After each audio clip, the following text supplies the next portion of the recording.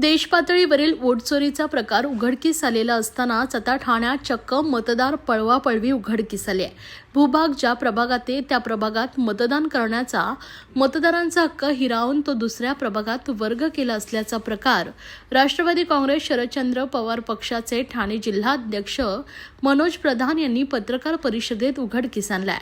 दरम्यान या संदर्भातील सर्व पुरावे सोमवारी निवडणूक अधिकाऱ्यांना सादर करणार आहोत, त्यानंतरही दुरुस्ती केली नाही तर संबंधित अधिकाऱ्यांना काळे फासू असा इशाराही प्रधान यांनी दिलाय।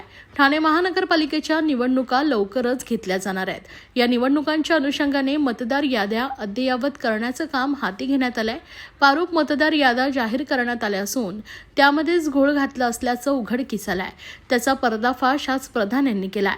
या पत्रकार परिषदेस युवक कार्याध्यक्ष राजेश जाधव, मकसूद खान, जतीन कोठारे, दीपक क्षत्रिय, सचिन पंधरे आदी उपस्थित होते। मनोज प्रधान यांनी 2 प्रभागातील मतदार चोरी पुराव्यांसह उघडकीस आणल्या। त्यांनी सांगितले की राबोडी प्रभाग क्रमांक 10 मध्ये गेल्या अनेक निवडणुकीत समाविष्ट असलेल्या बाबूजी नगर येथील मतदारांना प्रभाग क्रमांक 11 मध्ये वर्ग करण्यात आलाय। हे करीत असताना भूभाग मात्र प्रभाग क्रमांक 10 मध्येच ठेवण्यात आलाय।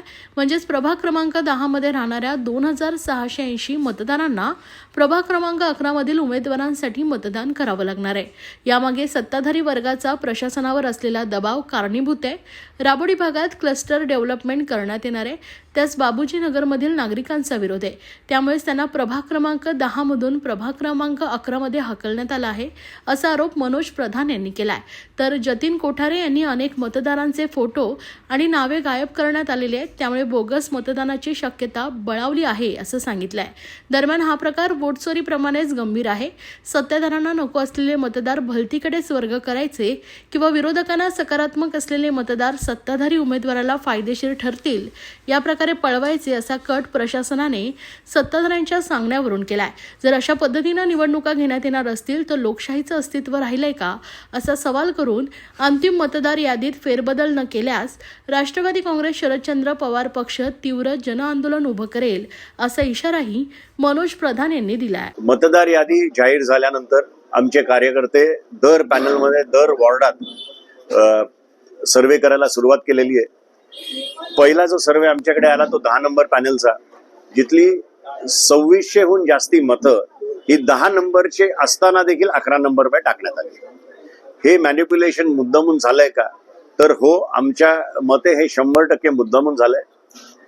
बापूजी नगर नावाचा जो एरिया आहे, जिथे 1400 मतं आहेत, जे तिथल्या सत्ताधाऱ्यांच्या विरोधात आहेत, ज्यांची मतं त्यांना पडणार नाही असं त्यांना जाणवलं आहे, ती मतं तिकडनं उचलून 11 नंबरमध्ये टाकण्यात आलेली आहे। असं सेम वृंदावनमध्ये झालेलं आहे। एका बिल्डिंगची अर्धी मतं 10 मध्ये, अर्धी मतं 11 मध्ये।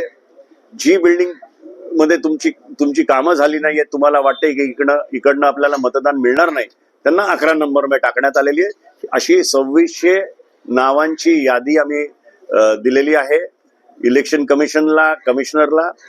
ठामपणे आपल्या माध्यमातून आम्ही सांगू इच्छितो की ही जर नावं परत 10 नंबरमध्ये आली नाही तर जन आंदोलन उभारू आणि रस्त्यावर उतरू।